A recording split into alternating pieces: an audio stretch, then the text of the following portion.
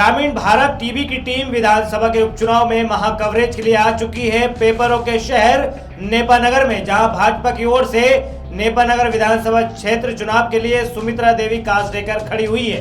सुमित्रा देवी ने 2018 में कांग्रेस के बैनर तले जीत हासिल की थी, मगर सिंधिया के द्वारा की गई उथल पुथल के बाद सुमित्रा देवी भाजपा में शामिल हो गई। वहीं कांग्रेस की ओर से इस बार रामकिशन पटेल प्रत्याशी के रूप में मैदान में है। मध्य प्रदेश की अंतिम सीमा पर बसा नेपानगर अपनी पहचान पेपर मिल के कारण रखता है। नेपानगर विधानसभा चुनाव पर नजर डालें तो अभी तक यहां पर 10 बार विधानसभा चुनाव हुए हैं और यहां की जनता के द्वारा 5-5 बार भाजपा और कांग्रेस को विजय बनाया है। पिछले चुनाव में नेपानगर से कांग्रेस के टिकट पर सुमित्रा देवी कासडेकर को यहां के मतदाताओं ने विजयश्री दिलवाई थी, पर 15 महीने बाद ही सुमित्रा देवी कासडेकर ने कांग्रेस को बीच मझधार में छोड़कर भाजपा का दामन थाम लिया। इसी वजह से नेपानगर विधानसभा में उपचुनाव हो रहे हैं। इसमें सुमित्रा देवी कासडेकर का मुकाबला रामकिशन पटेल से हो रहा है। उपचुनाव का इस बार उपचुनाव का बदला लिया जाएगा। ये उपचुनाव क्यों किया जा रहा है? किस बात का बदला लिया जाएगा? ये जो जबरदस्ती चुनाव हमारे ऊपर थोपा गया है, क्यों? उपचुनाव कब होता है? जब किसी की आकस्मिक मृत्यु होती है तो उपचुनाव किया जाता है। ये खरीद बिक्री के कारण जो उपचुनाव हुआ है, इस पे जो अभी किसान पे, व्यापारी पे या आम जनता पे, सभी पे जो जबरदस्त जो उपचुनाव ठोका गया है, इसका अभी जनता जवाब देगी। क्या मुद्दे होंगे इस चुनाव में? मेन तो मुद्दा यही है कि पहले ये उपचुनाव क्यों किया गया, और दूसरा ये है कि आज किसानों के हाल क्या है। 800 रुपये कुंटल मक्का बिक रहा है। पंजीयन का नाम लेके जो आज मक्का बाहर जाता था, इम्पोर्ट होता था, तो पिछले साल बीजेपी सरकार ने खरीद लिया। इस साल नहीं जा रहा है तो खरीदी नहीं कर रहे। जवार जो है खरीदी कर रहे, क्योंकि पता है बिहार में बिकेगी तो महंगी बिकेगी। जवार की खरीदी का पंजीयन उन्होंने करा दिया। ये जो काली पीली जवार है, पता है अब लेंगे नहीं। अभी तो फिलहाल हम 100% कमलनाथ जी को देखना चाहते हैं। किस कारण से? कार्य उन्होंने किसानों के लिए मेन कार्य जो किया है, कर्जा माफी का। आज किसान पूरा सशक्त बल वाला हो गया। युद्ध के खिलाफ युद्ध एक बहुत बड़ा मुद्दा था हमारा, वो क्लियर कर दिया उन्होंने। उसके बाद जो अभी काफ़ी सारी योजनाएं जो आई थी, पेंशन डबल कर दी, महिलाओं के लिए जो ये करा हुआ है, इसका लाभ मिला है जनता को? हाँ बिल्कुल, चालू हुआ था, जनता को लाभ मिलना शुरू हो गया था। जैसा कि आपको मालूम है, ये उपचुनाव पूरे मध्य प्रदेश में थोपा गया है। कोरोना के काल में बीजेपी ने लोकतंत्र की हत्या करके इस चुनाव को लोगों के ऊपर थोपा है। लोगों की जान से खिलवाड़ करने के लिए,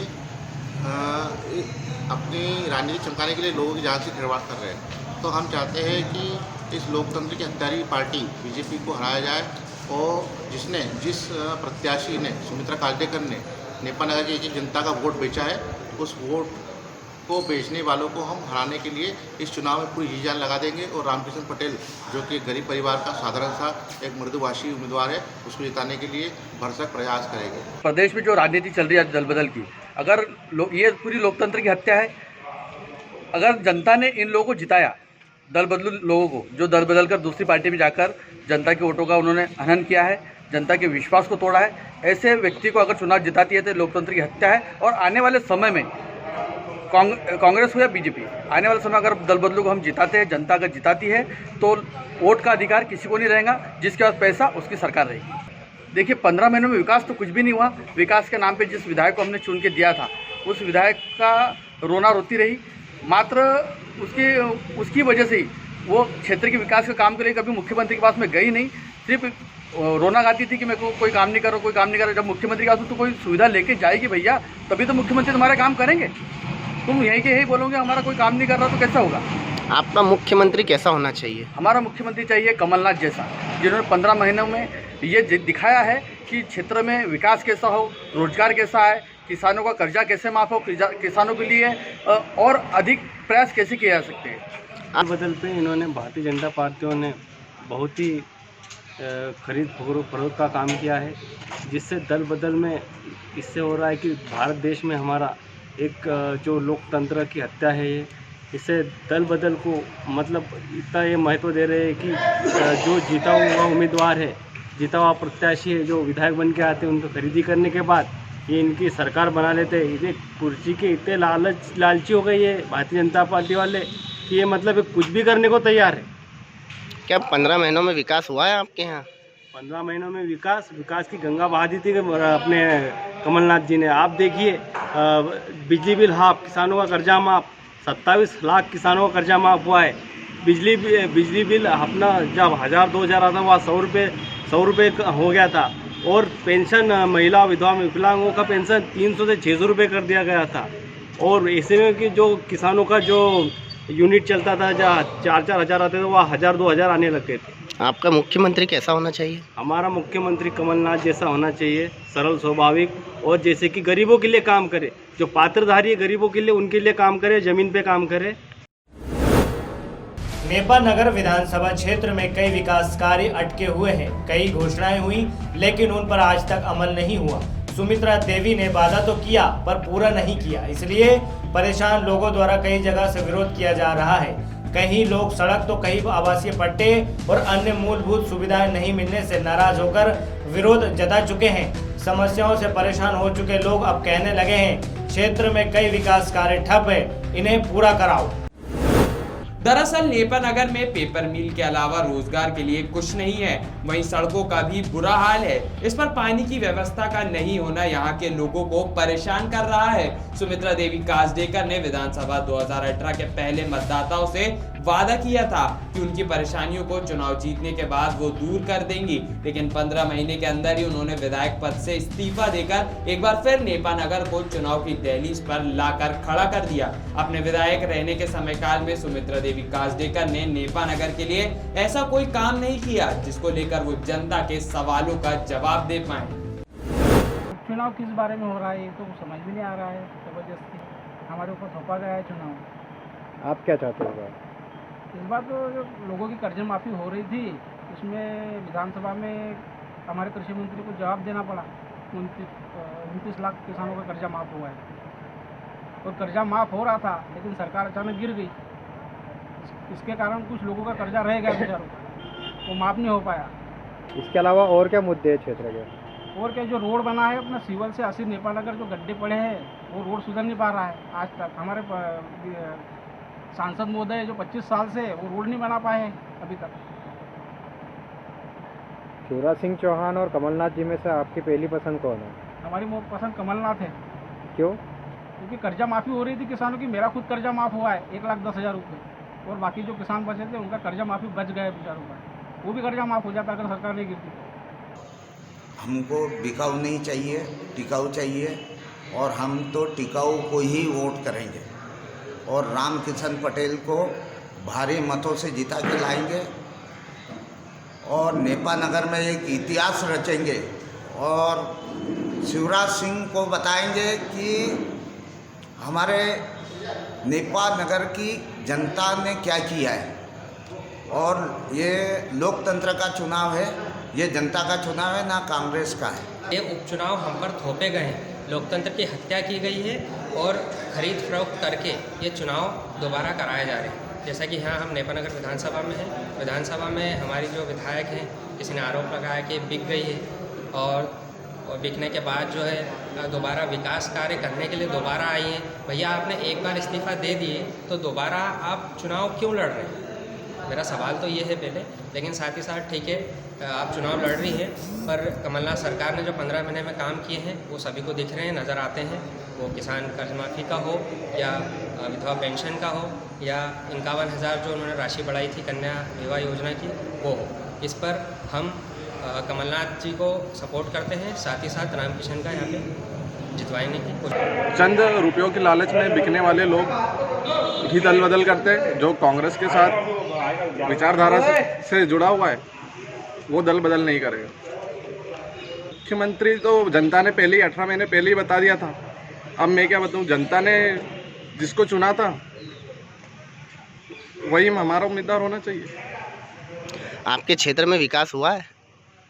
विकास के नाम पे पूर्व विधायक का विकास हुआ है जो अब बीजेपी में चली गई है। उन्होंने विकास कार्यों के नाम पे तो यहाँ पे कुछ नहीं किया। जो भी विकास कार्य हुए थे आदरणीय हमारे यशस्वी मुख्यमंत्री जी ने ही किए थे।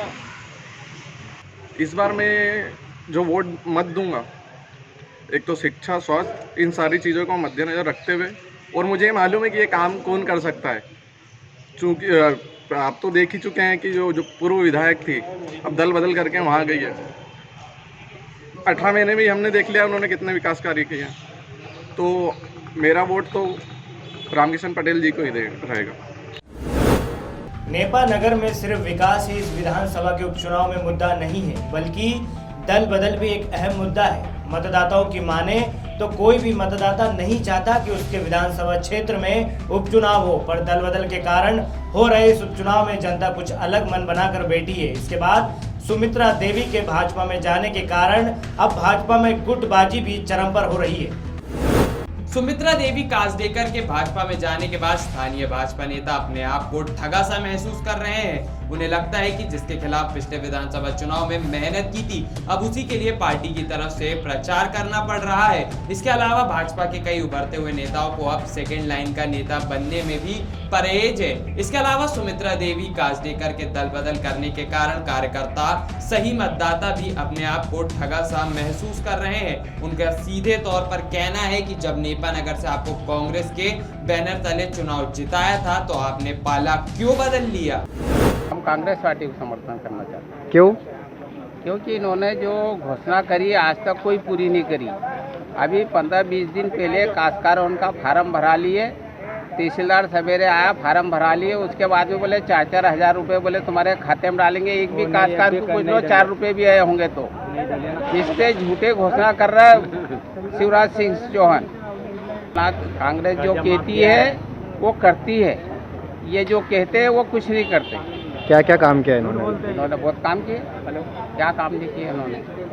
अस्पताल खोली इन्होंने, नल जल योजना दी गांव में, अस्पताल के अंदर डॉक्टर आए हैं।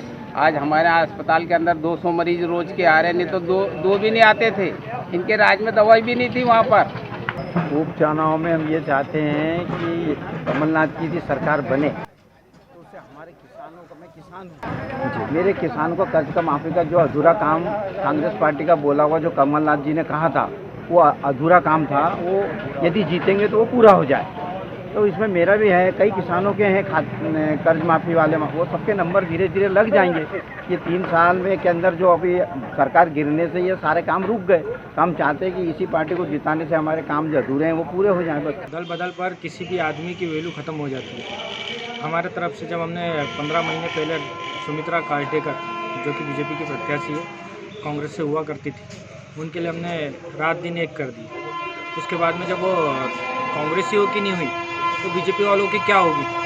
इसके बाद में जब भी आज आने वाले दिनों में जैसे जैसे चुनाव होते जा रहे हैं, सुमित्रा कासडेकर जी अपने आप को खुद हारा हुआ महसूस करने लग गई है।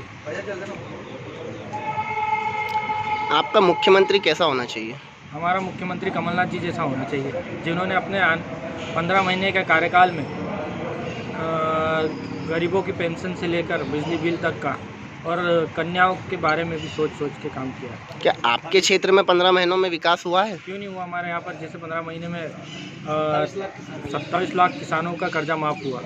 उसके बाद में घरों का बिजली बिल 100 रुपये, 80 रुपये, 70 रुपये तक का बिजली बिल हमने, जो कि 6 महीने 7 महीने तक भरा। उसके बाद से लगातार आज 6 महीने 7 महीने हो गए मुख्यमंत्री जी शिवराज जी के कार्यकाल में 4-4 हज़ार रुपये बिजली बिल हमारे घरों का आने लगा। आप किन बातों को ध्यान में रखकर वोट दोगे? बिकाऊ और टिकाऊ के नारे पे जो आदमी कांग्रेस का नहीं हुआ, बीजेपी का क्या होगा? आने वाले जो सालों में जिनको जनता ने फर्श से अर्श पे ले गई, वो उसकी नहीं हुई तो दूसरों की क्या होगी? नेपा नगर विधानसभा में भाजपा को भी अंदर ही अंदर हार का डर सता रहा है। वहीं पूर्व विधायक मंजू दादू समर्थक भी नाराज चल रहे हैं। भाजपा सुमित्रा देवी को छोड़ मुख्यमंत्री शिवराज सिंह चौहान का चेहरा बनाकर वोट बटोरने की प्लानिंग पर काम कर रही है। इसी क्रम में भाजपा की ओर से मुख्यमंत्री ने क्षेत्र में कई सभा कर ली है, लेकिन क्षेत्र की जनता आगे क्या करेगी या तो वक्त ही बताएगा। फिलहाल राजनीतिक चुनावी रण में भाजपा व कांग्रेस दोनों ही एड़ी चोटी का जोर लगाते नजर आ रही है। खबरों में बने रहने के लिए ग्रामीण भारत टीवी को सब्सक्राइब कीजिए और बेल आइकॉन दबाना ना भूलें।